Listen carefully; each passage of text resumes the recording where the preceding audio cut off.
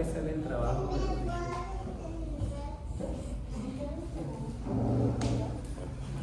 Entonces empecemos.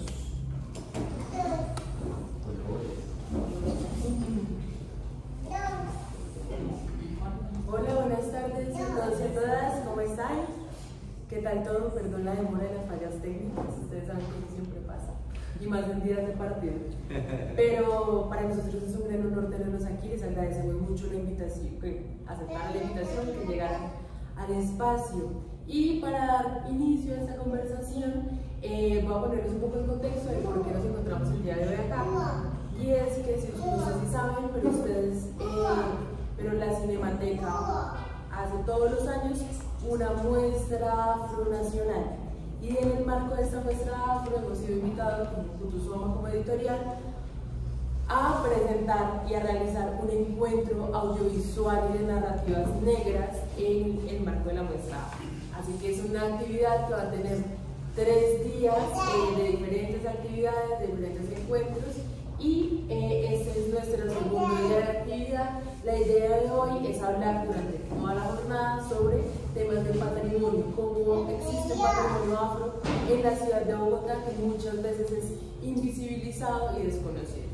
Entonces, para esto nosotros hemos invitado hoy a el concejal Iván Asprilla. Muchas gracias por aceptar nuestra invitación. Y el concejal Iván Asprilla ha escrito un libro maravilloso que hemos tenido el honor de editar y publicar como editorial independiente y comunitaria, que se llama Tras las huellas afro-bogotanas, y del cual hablaremos hoy. Pero para iniciar esta conversación, lo primero que quisiera preguntarle, y luego tendrán ustedes la oportunidad también de conversar libremente con el concejal y entre todos acá, quisiera preguntarle qué lo inspiró, señor Libardo, a escribir un libro sobre las huellas afro-bogotanas.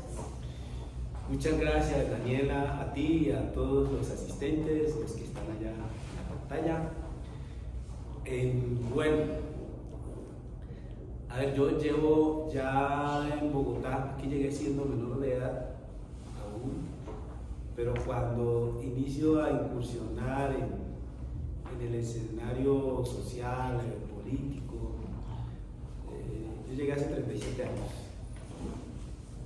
Y ya después de estar asentado en la ciudad y haber iniciado ese proceso pues, de interacción en la ciudad, en alguno de esos eventos que asistí por invitación que me hicieron en ese entonces, yo estaba de edil en la Junta Administradora Local de La Candelaria. La Candelaria, valga decir, es la localidad más antigua de Bogotá, donde nació la ciudad. La ciudad como urbe, como bajo el concepto occidental de la colonización, ¿no? Porque la ciudad como tal, Bogotá, existía mucho antes, y esa es parte de las motivaciones del libro, ¿no? De encontrarnos con esas raíces ciertas y verdaderas de cómo se construye Bogotá, pero que no nos la han contado, y que toca hacer esos intentos de remoción histórica para poner en su justo lugar el papel que ha jugado la diversidad poblacional en la conformación de la ciudad. Y precisamente en ese ejercicio que les comentaba, asistí a un evento en el Museo de Arte Colonial. Entonces había unas exposiciones muy bonitas de Arce y Ceballos y otros autores. Entonces yo pregunté a los organizadores sobre si había ilustraciones de la población negra afrodescendiente que me pudieran documentar al respecto. Y entonces esa pregunta resultó como una pregunta salida de los cabellos, ¿sí? Como una pregunta extraña, como un ¿cómo así? Si aquí para la época no existieron personas negras, o sea, nada que ver con esa historia, como si en este proceso de poblamiento de Bogotá, de construcción de la ciudad, no hubiesen intervenido las personas negras afrodescendientes. Eso me llenó de curiosidad y fue allí cuando me di a la tarea de investigar, y cada vez que me documentaba con más sorpresas, con más elementos al respecto que me ilustraban y que me ampliaban el panorama, me encontraba. Y decía, bueno, pero aquí hay un velo alrededor de esta pregunta, y eso me llevó a conocer cada vez más. Y resulta que el primer personaje que me encuentro es tal vez concomitante incluso con las mismas vivencias de aquí en Bogotá. Tradicionalmente lo ha concebido como el fundador de la ciudad. Precisamente me encuentro con un personaje y una mujer negra, ella, llegada aquí además en condiciones de libertad, como liberta. Me encuentro con un personaje como Juana García, y claro, eso me llena, me entusiasma más. Cuando me encuentro con El Carnero de Juan Freire, en la sección de libros raros y manuscritos de la biblioteca Luis Ángel Arango, yo como, y ya pues empieza a explayarse todo mi ejercicio de investigación al respecto. Y eso es lo que da origen a la huella afro-bogotana. Maravilloso, muchas gracias, señor Libardo. Y quisiera preguntarle, no sé, antes de darle la palabra al público, ¿cómo fue ese proceso de investigación? Esa búsqueda de los archivos históricos, ¿qué tan fácil o difícil fue? ¿Cómo qué metodología utilizó para hacer el levantamiento de la información? Muy complejo, pues afortunadamente yo, digamos, gozaba de tiempo suficiente para levantar. Y cada vez me apasioné más, y prácticamente tuve cerca de 2 años que me volqué casi al 100% fuera de la investigación. Incluso esa información que iba recopilando la utilizaba también como parte de los debates en la Junta Administradora Local, los debates políticos que hacíamos en la Junta Administradora Local, y a introducir allí también en las discusiones, porque había en ese entonces un alcalde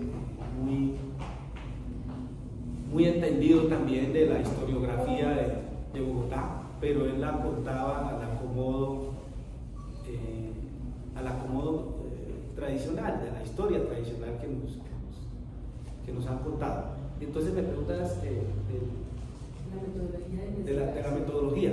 Me tocó hacer prácticamente un curso de palografía, porque mucha de la documentación que me encontraba, por ejemplo, El Carnero, si ustedes van, El Carnero en su edición original es un texto que está todo en manuscrito, ¿sí?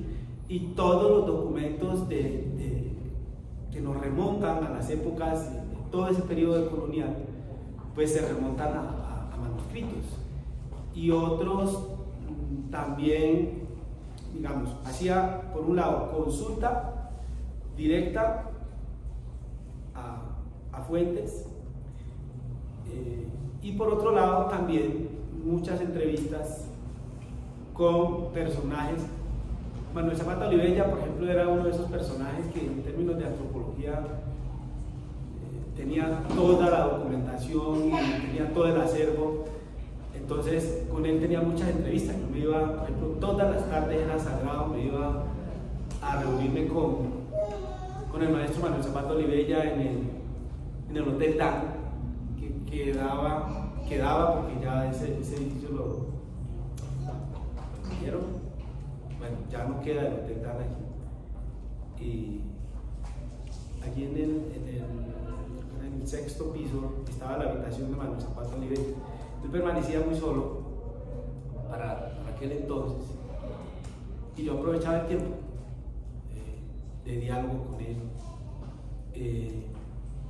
Intercambiaba también mucho con Juan de Dios Mosquera y todo este proceso de organización que se traía. Aquí también estaba un personaje que tenía un periódico desde los años 60 y 70, se llamaba Presencia Negra.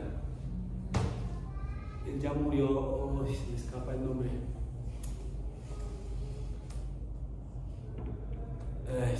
¿Por qué se me escapa ese nombre? Sí, se los debo, pero era uno de los personajes que tal vez influyó mucho también en la consulta, porque él se la pasaba siempre recorriendo la séptima, toda la calle Real de Bogotá, desde la Plaza Bolívar hasta la 26 en la Torre Colpatria. ¿Por qué se me escapa el nombre? Bueno, y en estas publicaciones, además de ser muy cálidas, era muy cálida la atención de él y la interacción que se hacía. Lo mismo esas visitas al archivo histórico, tanto de la Universidad del Rosario, porque en la Universidad del Rosario yo hice especialización también. Ese archivo de la Universidad del Rosario tal vez de los más completos. En el archivo histórico de la Compañía de Jesús, que fue tal vez la organización religiosa más influyente y económica más influyente en Bogotá y en el desarrollo de Bogotá, tanto a nivel educativo como a nivel económico. Ellos tenían una documentación también muy fuerte que la donaron al Archivo Nacional. Y entonces prácticamente el trabajo giró alrededor de revisar esa documentación. Me la pasaba de las fuentes primarias de las fuentes secundarias, ¿sí? en la biblioteca Luis Ángel Arango, la sección de libros raros manuscritos, el Archivo Nacional, el archivo distrital todavía no se había conformado, el archivo histórico de la Universidad, el Colegio Mayor de Nuestra Señora del Rosario. Desafortunadamente también encontré que mucho de la historia, tanto de la historia étnica en Bogotá, tanto de la población indígena, origen, como de la población negra, está muy relegada también a la tradición oral. Entonces por eso las entrevistas fueron también claves en ese proceso. ¿Alguien tiene alguna pregunta que quiera hacer? Muchas preguntas, quizás porque yo sí soy afro-rola y a mí me parece muy importante porque durante toda mi vida entender, digamos, acercarse al pueblo negro siempre se entiende como acercarse al Pacífico colombiano. Y cuando uno, por ejemplo, yo siempre me pregunto, ¿y tú de dónde eres? Hola, mucho gusto, yo soy Daniela Ibarra, soy bogotana, pero mi papá es del Chocó, para que la gente no, pero bogotano, ¿cómo puede haber un negro bogotano? Entonces ya de una vez he hecho todo el cuento para que no me pregunten nada más, pero me parecía muy interesante cuando estábamos trabajando en el texto encontrar muchas cosas que ni siquiera la gente afro-bogotana aquí sabe, y creo que ese es el valor más importante de crear un texto que quede la historia, que la gente pueda conocer, que la gente pueda imaginarse también con la ayuda del trabajo ilustrado que han venido haciendo los compañeros con esta obra. Y frente a eso, creo que algo también muy especial que tiene el libro es el prólogo que ha hecho Lucimar, que es muy lindo, sobre cómo le ayuda a transcurrir su infancia el que usted haya escrito ese libro. Y yo quisiera que nos contara un poquito de eso, cómo es acompañar a Lucy y a Libardito, que son afrorolos también, en este proceso con toda esa información. Bueno, y ahí parte de lo que te voy a comentar como respuesta a esto complementa la respuesta a la primera pregunta. Y es que, o sea, ¿qué me motivó? Lucimar, primero la presentación que hace Lucimar, ella concibe este libro como también un ejercicio que tiene una fuerza reivindicatoria frente a derechos y frente a la necesidad de reparaciones, de hacer reparaciones históricas, porque pues la historia ya pudo evidenciar que la historia nuestra, la historia de la población negra afrodescendiente, y sobre todo aquí en Bogotá, por ejemplo, se ha circunscrito específicamente al trato economicista de la esclavización. Y para de contar, no, es que aquí las personas negras que estuvieron en Bogotá eran esclavos, no más, pero no se trascienden más allá. Y casualmente ahorita hablábamos en charla ya con amigos que nos están visitando hoy, de la sorpresa que se llevan al revisar el libro, porque pues no concebían tanto estos personajes, en ningún texto lo habían visto. Y resulta que en ese proceso de investigación, cuando me encontraba elaborando el libro, Lucimar estaba cursando sus estudios de primaria en el Colegio Nuestra Señora de la Presentación.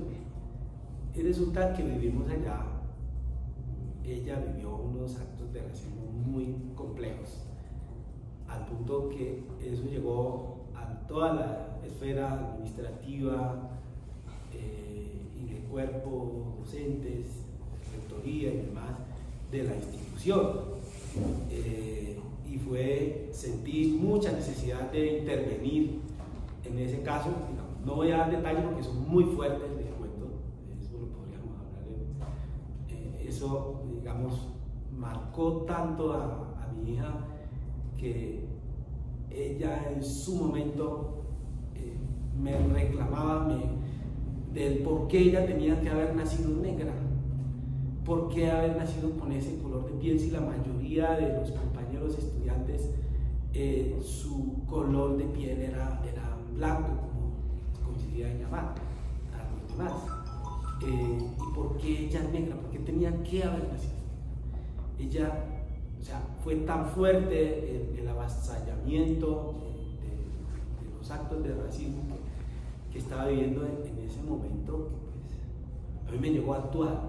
Eso me llevó a actuar, a profundizar más en el tema, llegué incluso a meterme a ser parte de la Asociación de Padres de Familia. Yo fui el presidente de la Asociación de Padres de Familia del Colegio Nuestra Señora de la Presentación casi durante todo el tiempo que Lucimar estuvo allí, gran parte de la primaria y del bachillerato, hasta que logramos superar la situación. El colegio hizo unas importantes transformaciones en términos de la implementación de la cátedra de estudios afrocolombianos, de revisar todos estos temas de diversidad desde el orden académico.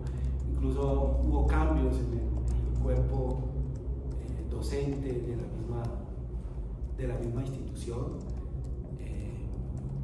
Fue fuerte este fenómeno. Y entonces Lucimar termina refugiándose en toda la documentación que yo iba haciendo. Y cada vez ella me exigía, papi, ¿y entonces esto en qué termina? ¿Y en qué sigue aquí? Y entonces Fernando González Gonzalón, y entonces lo de Juana García, y me preguntaba, cada vez más quería adentrarse más de los personajes, y eso me iba motivando más a que yo hiciera el libro. Entonces, cuando finalmente tenemos el libro, tú, Daniela, pudiste apreciarlo lo que está aquí contenido, creo que es tal vez el 50%, un 50 o un 40% de todo el cúmulo de material que hace parte integral del libro, sino que decidimos por recomendación de Kutusoma, que es la editorial, a quien le agradezco, segmentarlo en dos fracciones, ¿sí? Que cogen pues, esa primera parte donde va todo el periodo prehispánico, hispánico, de colonización hasta la República, y dejamos todo el componente de modernidad, digamos, de esta época ya de 1900, siglo XX, hacia acá lo dejamos como para una segunda parte que también será la responsabilidad de edición de Kutusoma. Sí, y entonces creo que esos sentimientos, la intervención de Lucimar aquí, en este prólogo que ella hace, esta presentación que ella hace, es puro sentimiento. Recoge lo que ella siente y eso es parte de lo que fue su vivir también de acontecer durante el proceso de investigación. Sí, yo tengo una, y ya está un poco respondida, pero si se pueden dar un poco más, estaría fascinado. Tengo la fortuna de conocer el archivo del Rosario y sé que ciertamente cuando uno hace revisión de archivo intenta como acoplar un poco las piezas para que ese contexto de archivo que uno recoge se acople un poco a los contextos actuales. Uno tiende a caer es metodológico, uno tiende a caer en cierto tipo de imprecisiones, sobre todo lingüísticas, sobre todo en la burbuja en la que uno se inserta, ¿no? Ya entendí un poco que se va a dividir en dos partes, entonces como que hay una edición cronológico-temporal que ayuda a no caer en esos sesgos, pero la pregunta es, bueno, ¿cómo uno separa esos sesgos medianamente ideológicos de la revisión del archivo histórico cuando, por ejemplo, uno logra reconocer, sobre todo en el archivo del Rosario, que es un archivo que está completamente sesgado por medio del racismo, por medio incluso de las violencias estructurales de lo que era el Colegio Mayor?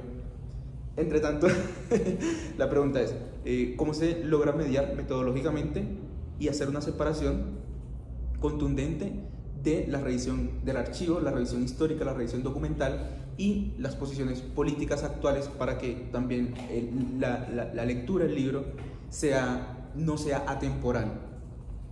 Muy bien, excelente pregunta. Y parto en lo primero. Tal vez los sesgos que tiene el mismo archivo, ese es el mayor valor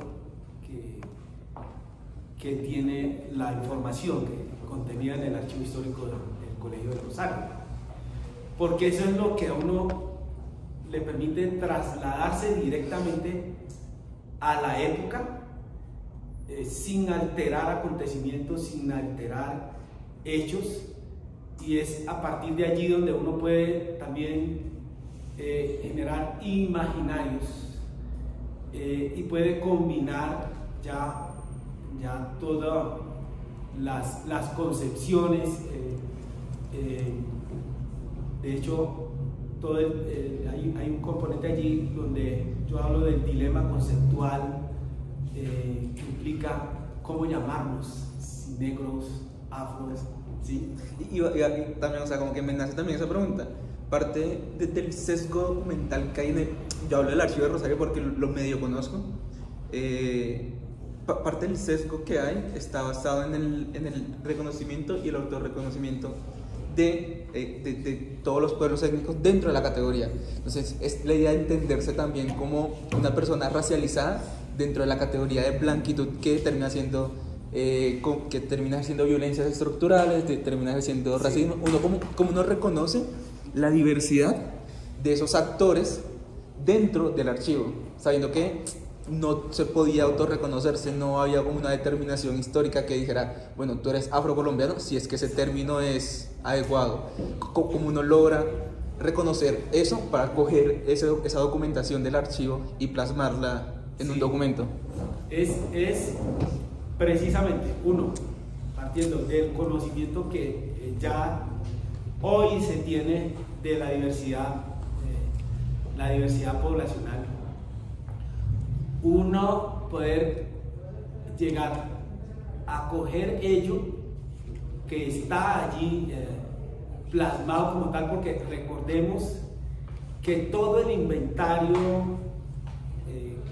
que tiene el archivo histórico, y de hecho los relatos que tiene el archivo histórico lo hacen más en términos de inventarios de esa mercancía humana que representaban los negros, o sea, porque el concepto era, en este caso, negros, simplemente como una mercancía, como decir silla. Tenemos aquí en la hacienda Calandaima, entonces tenemos tantos trapiches, tantos caballos, tantos negros, ¿sí?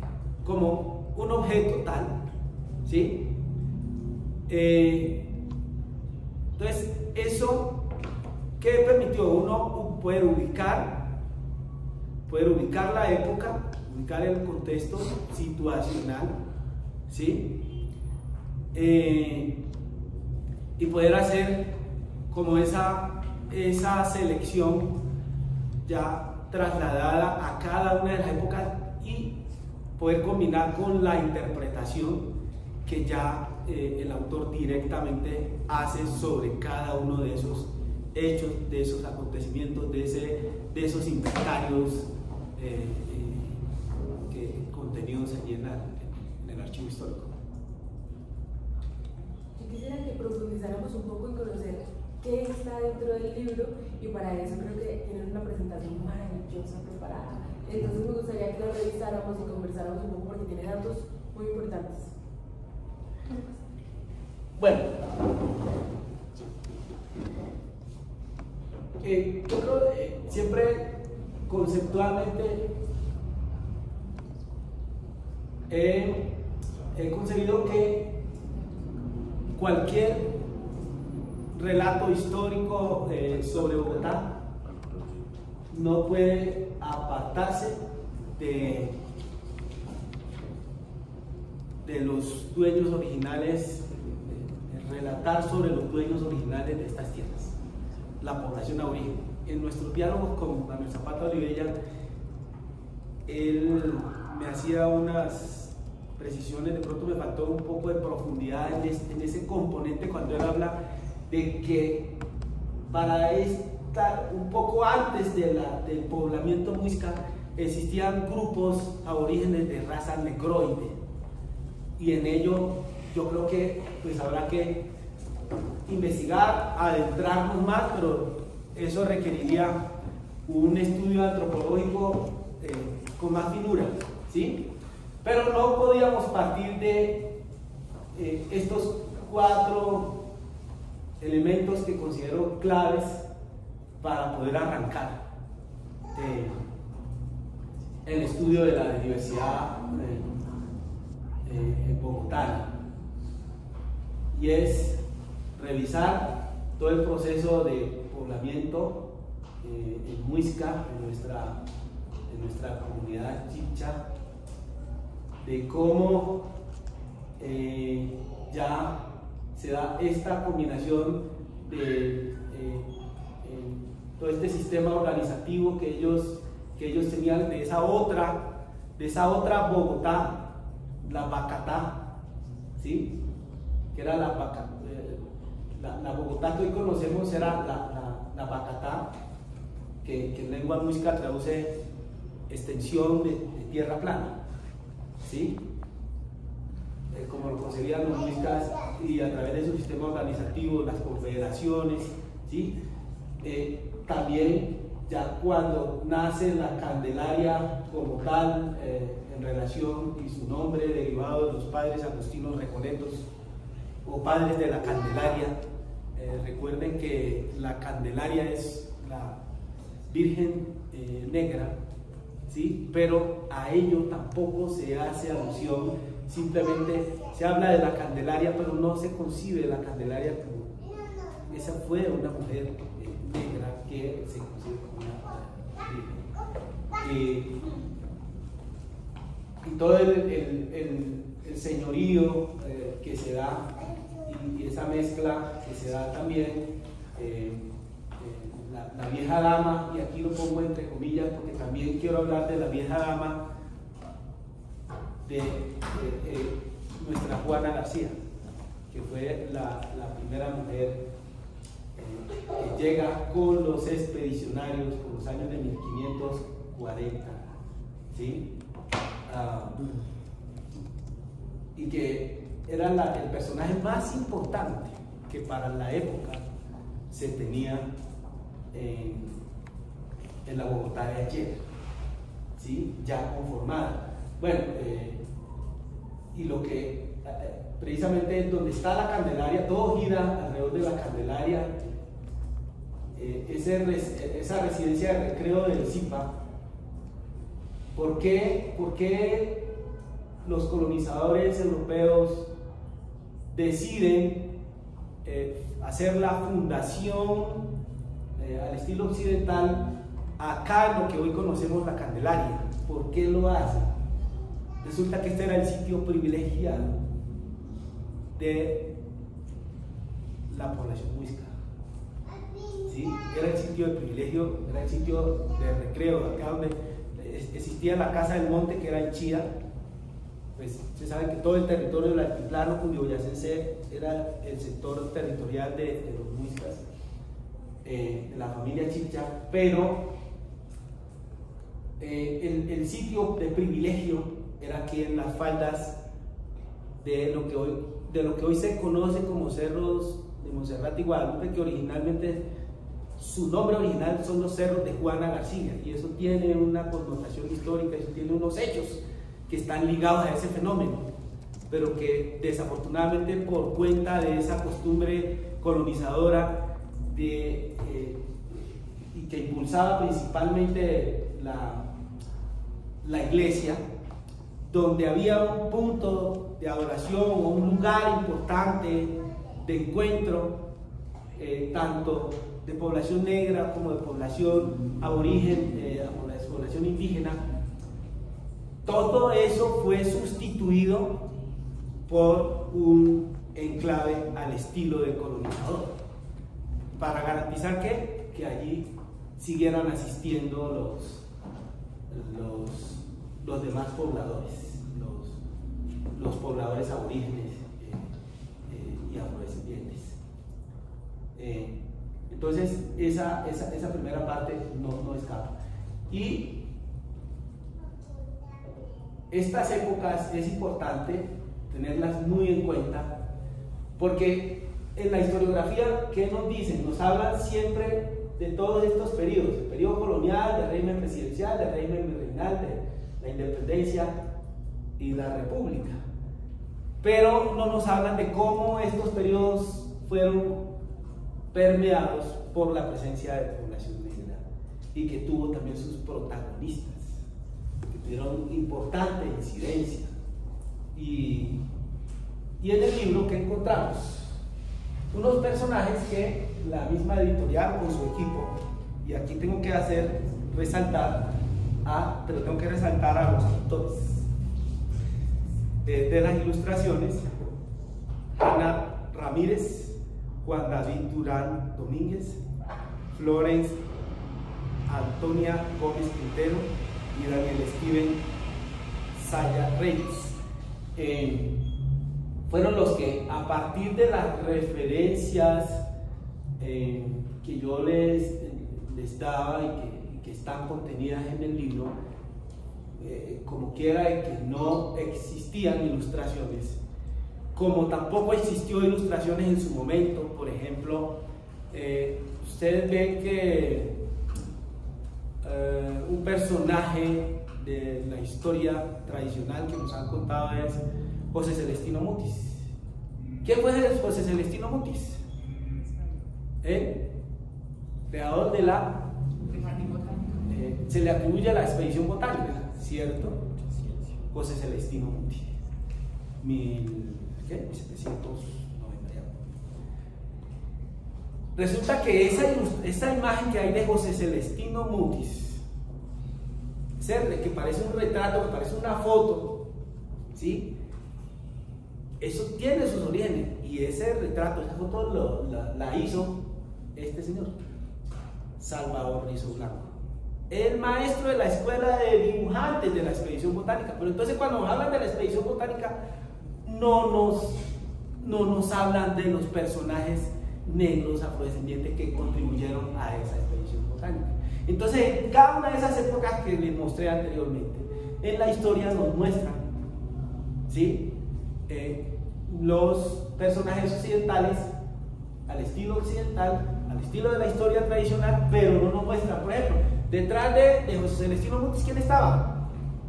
El real director de la expedición botánica era Salvador Rizo, era el encargado, el maestro de la escuela de dibujantes, que formó a todos los expedicionarios para que aprendieran. Como en ese entonces no se podían conservar las especies, ¿qué había que hacer? Identificarlas, hacer el retrato de ellos a mano y la descripción, porque no se podía tener ahí el material. Entonces, gracias a él se conservó la principal memoria, que hoy reposa ¿en dónde? En España, ¿sí? Lo mismo por aquellas épocas. Juana García, les decía, en 1540, ella era la mujer más importante. ¿Por qué? Porque a ella la consultaban todos. Por cuenta de ella se previno de muchas enfermedades, hasta consejera se volvió. Ella era la médica, la única médica que existía para aquel entonces en el entorno de la vieja dama, que hoy es esas 180 hectáreas que hoy constituyen la Candelaria. Esa era la ciudad, la Plaza de Bolívar y sus ampliaciones, ¿sí? Y la población que existía para aquel entonces, se habla de unos 2.000 habitantes, no menos, perdón, estamos hablando de unos 2.000, ya es como a 1.600, pero ella en 1.540, estamos hablando de cerca de la mitad de esa cantidad de población. Todas esas personas tenían que ver con ella. ¿Y cómo curaba ella?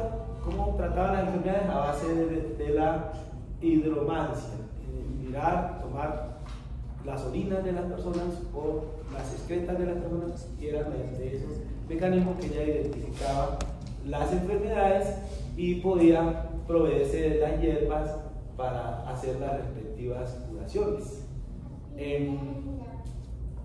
Estos eran los personajes, los negros chirimías, así los llamaban para la época, que prestaban los servicios para todo lo que tenía que ver con los fandangos, las fiestas, todos los eventos que se daban por aquellas épocas, en los años 1600, como dice el Joe, estaban al servicio de los padres, una de las comunidades de los padres franciscanos. Ellos cobraban por los servicios de amenizar las fiestas, fueran velorios, si fueran festividades fúnebres, o fueran fiestas religiosas, o fueran fiestas, matrimonios, eventos, festejos y demás, todo lo amenizaban ellos, los negros chirimías. Bueno, nuestro personaje, tal vez José Prudencio Padilla, aquí quise y le pedí a los ilustradores que reprodujéramos la imagen tal cual está allá tal vez de las pocas imágenes, huellas que quedan de personajes negros afrodescendientes que contribuyeron a la formación de esta ciudad, de los pocos que hay en Bogotá. Está en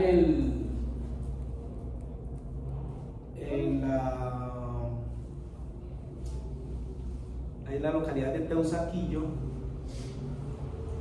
en el Parkway. En el Parkway se encuentra la imagen, así está bastante deteriorada, le quitaron un brazo, originalmente él nunca perdió el brazo. Fue ejecutado por una causa que se le siguió de supuesta presunta traición a la patria, porque Bolívar no soportaba, Bolívar nunca soportó que tener dentro de su ejército personas del rango de él, y ya el almirante José Prudencio Padilla estaba al rango de él. Eso mismo sucedió con el general Piar en Venezuela, ¿sí? Entonces, detrás de toda esta historia que nos cuentan de los héroes de la patria, hay que sumar también a José Prudencio Padilla, que no nos lo han contado. Él fue el fundador de la Armada, fue la persona con quien Bolívar acudió de Alejandro Petión, la primera república libre de América, que le prestara, le facilitara los pertrechos, las barcazas, los barcos y todo, para poder emprender la gesta libertadora. Y fue este personaje el que hizo toda esta mediación y el que consiguió todo para que pudiera crearse el ejército libertador y sobre todo la Armada Nacional, que fue la lucha que se dio también en las costas. Bien, y pues ustedes en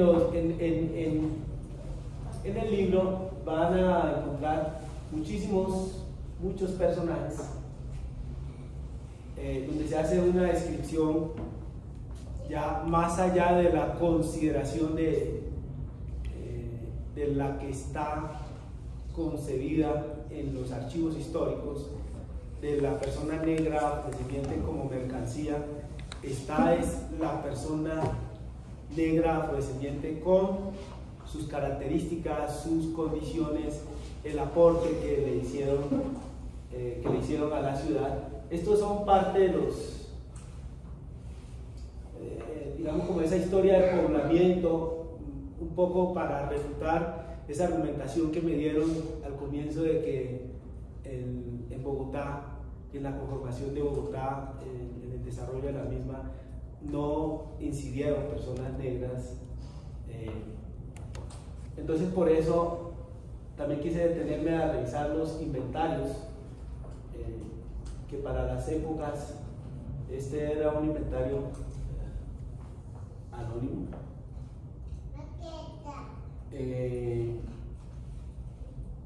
que encontré en alguno de esos registros, y aquí aparecen los precios a los cuales eran adquiridas las personas.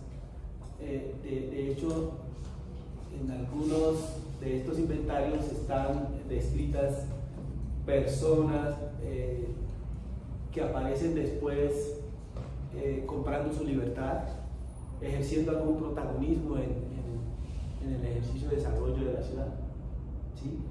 Esto es como una parte ilustrativa de a qué precio eran comprados, ¿sí? Como esclavizados. Y porque esto sirve mucho para revisar posteriormente cuando se da el ejercicio de abolición de la esclavitud en Colombia. En 1851 se decreta la abolición de la esclavitud, pero resulta que después de ese decreto de abolición de la esclavitud se crea toda una institucionalidad para poder indemnizar a todas las personas dueñas de esclavizados, ¿sí? A todas las personas dueñas de esclavizados, porque el Estado creó todo un aparataje institucional, también toda una burocracia para poder indemnizar y poder pagar. Estaban todas las rentas del tesoro, las comisiones del tesoro, tanto a nivel municipal, a nivel regional, como a nivel nacional, se creó toda una estructura económica e institucional para poder pagar a los dueños de esclavizados. Tanto así, ahí se hace un ejercicio de comparación, dejémoslo en el anterior, que esto tiene otra explicación. En parte del final del libro,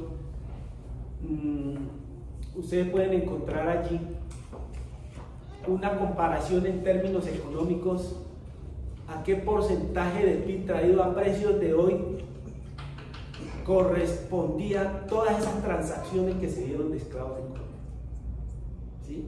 De personas esclavizadas.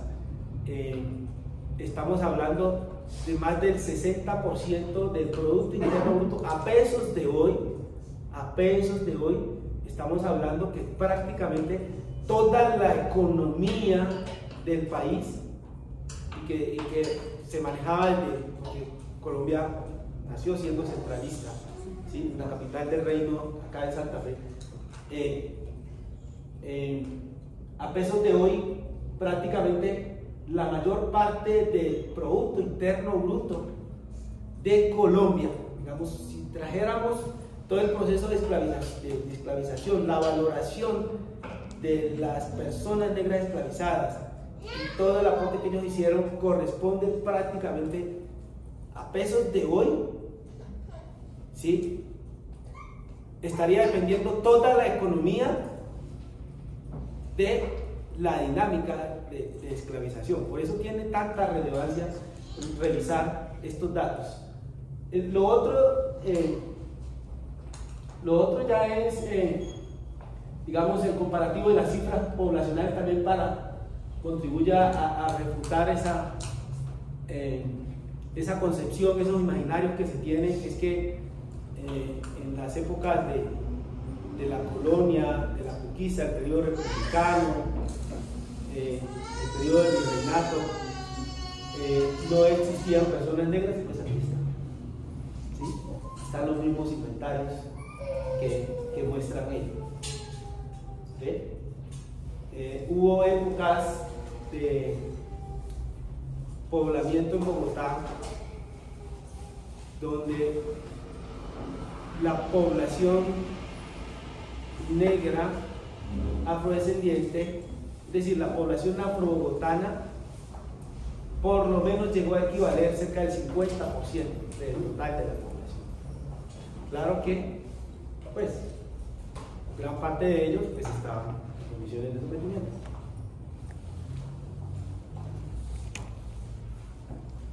Y bueno, falta mucho.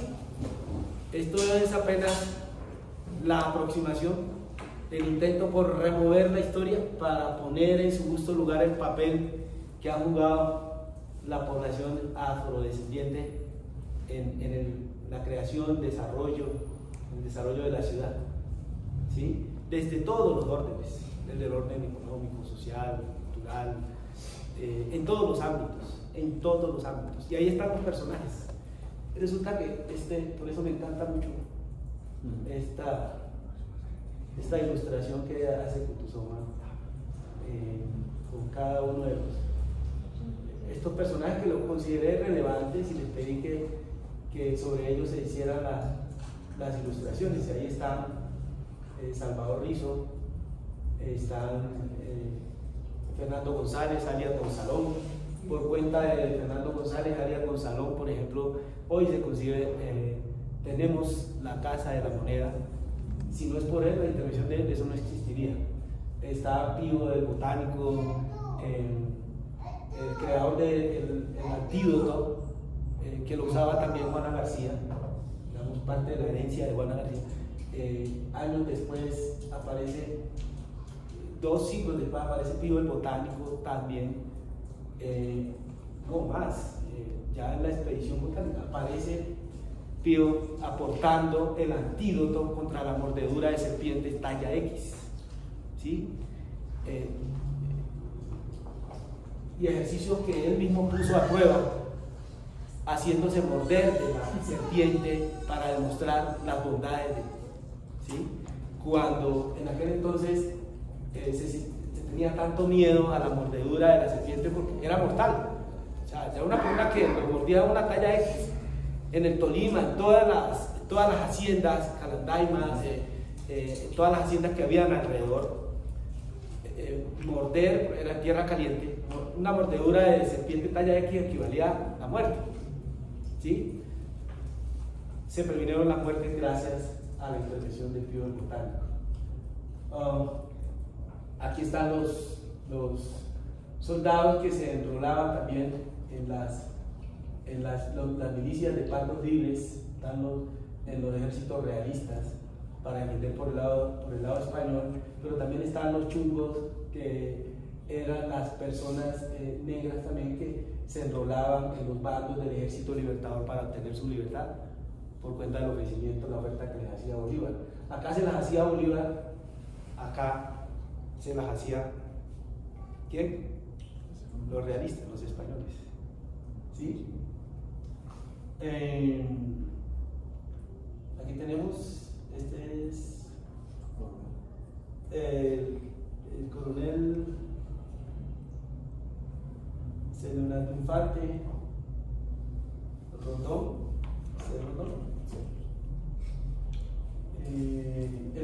nuestro primer presidente.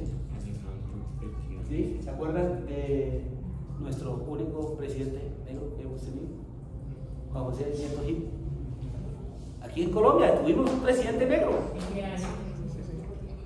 Antes de Francia Márquez, el presidente.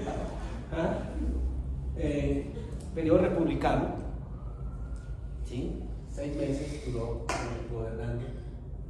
Y aquí están nuestros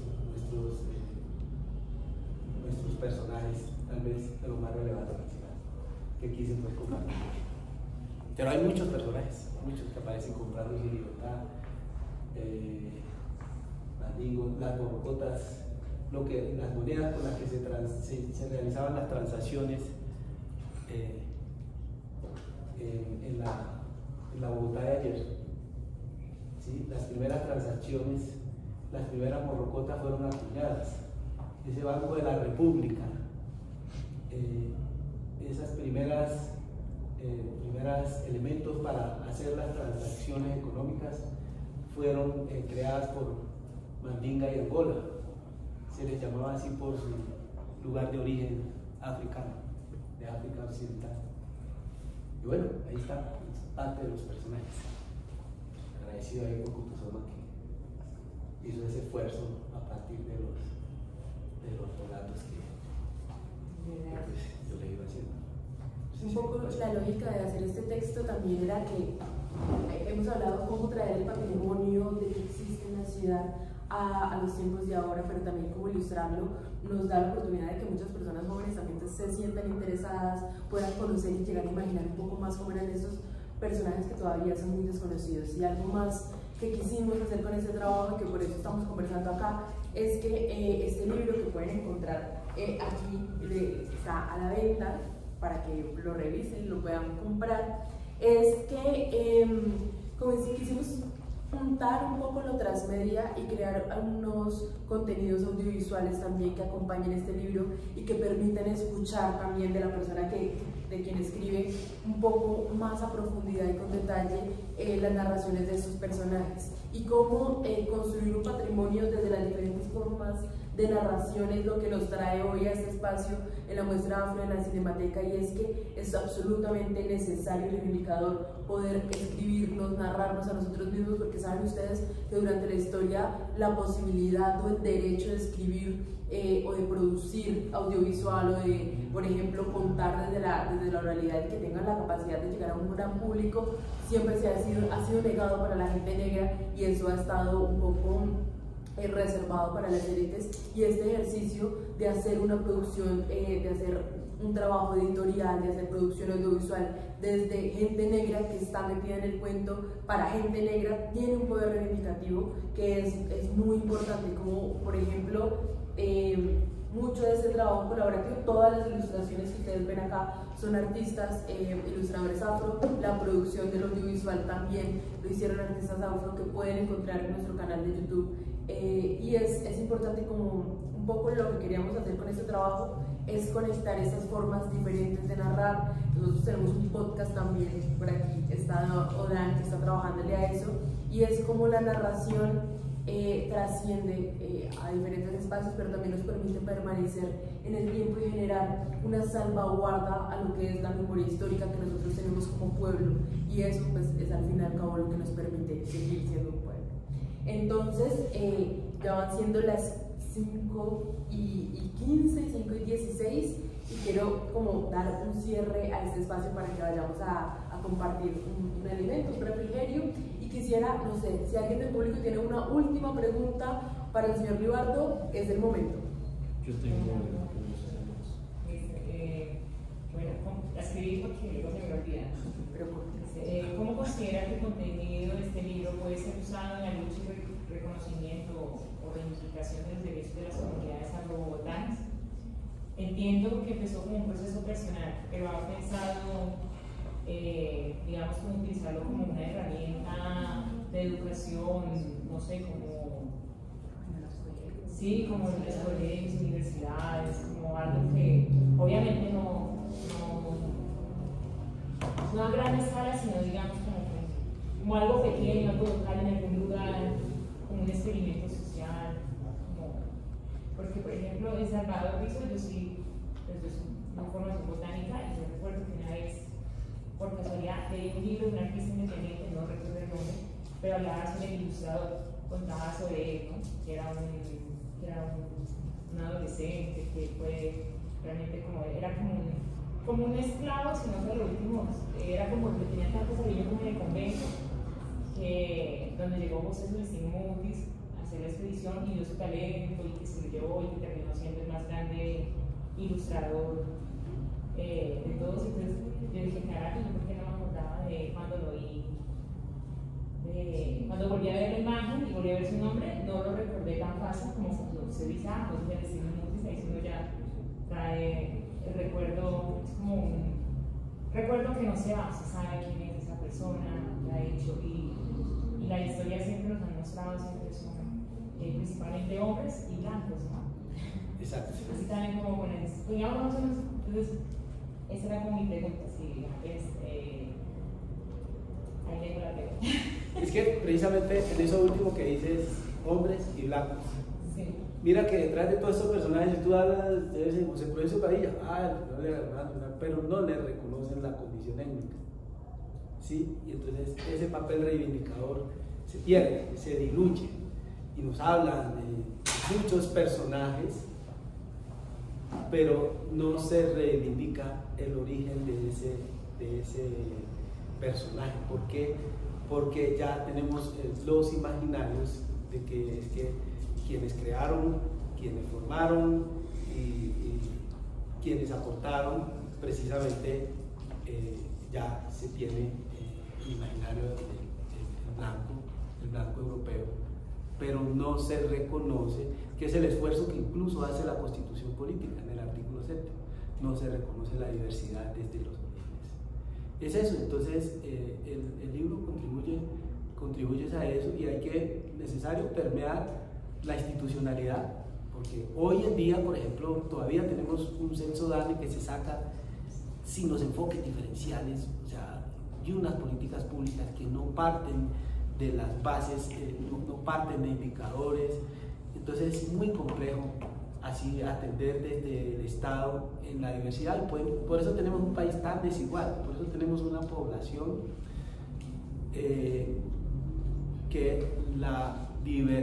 en su diversidad, ¿sí?, le niega y le restringe posibilidades en igualdad de condiciones, como establece el artículo 13, a los grupos poblacionales de enfoque diferencial, sobre todo los de enfoque diferencial étnico, y eso es vergonzoso para el país. Entonces tenemos que permear institucionalidad, pero también la academia. Perfecto, muchísimas gracias, señor.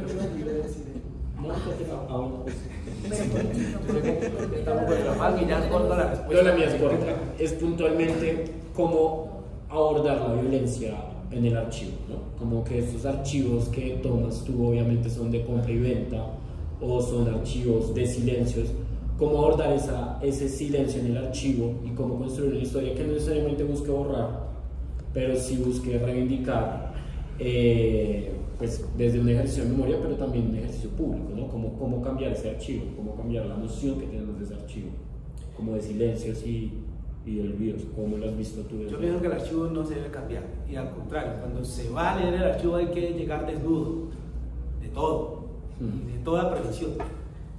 Y primero, es que en la misma, cuando uno se va entrando a los archivos, es que le va como hirviendo la sangre, y entonces es cuando te van haciendo la inspiración de cómo darle tratamiento precisamente a esa información que está allí, para poderla convertir en una herramienta didáctica. Ay, a mí también súper rápida. Que me parece muy curioso porque incluso actualmente como que la idea de pueblo afrocolombiano, pueblo negro, pueblo raizal dentro de la ciudad está muy diluida, y en este proceso donde tú marcas una cronología de cómo nos dividimos en esos tiempos, donde incluso aparecemos súper diluidos, como en esa trama histórica. Pasa algo ahorita que tú hablas como de la independencia. Yo soy de Santa yo soy de San Andrés, y mi historia cuenta que San Andrés fue un parte muy importante para este proceso donde Bolívar va a la primera, el pueblo libre de América, a pedir ayuda, y San Andrés juega un papel muy fundamental en ese proceso. Mas sin embargo eso está olvidado, está diluido. ¿Cómo bajo esta perspectiva de revisando los archivos centralistas desde la capital se puede llegar a esas extensiones donde otras partes de los pueblos étnicos han sido parte importante? Es decir, ¿cómo desde el archivo centralista, desde los acercamientos botánicos, desde los acercamientos políticos, podemos extender como ramas para llegar a esos otros territorios étnicos, pues, de pueblos negros, para también entender la historia y cómo hacer que no se diluya la participación, que fue muy activa, de la gente del pueblo negro en estos procesos que cronológicamente nos los marcan como si fueran muy estáticos, pero que realmente no lo son? Sí, precisamente, hay que escribir, investigar para que nuestro pasado, nuestra herencia no quede relegada allí a lo que ha estado. Y esa es la mejor revolución. La mejor revolución es investigar, es adentrarnos, no quedarnos con lo que nos han contado. Es mejor nosotros contar. Bueno, perfecto. Conciso. Muchísimas gracias, señor Libardo, porque ha sido una exposición maravillosa de lo que es esta obra. Es una obra muy grande, ¿no? Le tomaría a uno mucho tiempo hablar de todo lo que hay aquí, pero quiero invitarlos nuevamente a leer el texto, a adquirirlo. Lo estamos vendiendo en este momento acá. También nos pueden escribir por redes sociales en Kutusoma, y les invito también a que entren en nuestro canal de YouTube para que puedan conocer un poquito más sobre esos personajes y ver el archivo audiovisual que hicimos frente a esto. Muchísimas gracias, les pido por favor un fuerte aplauso.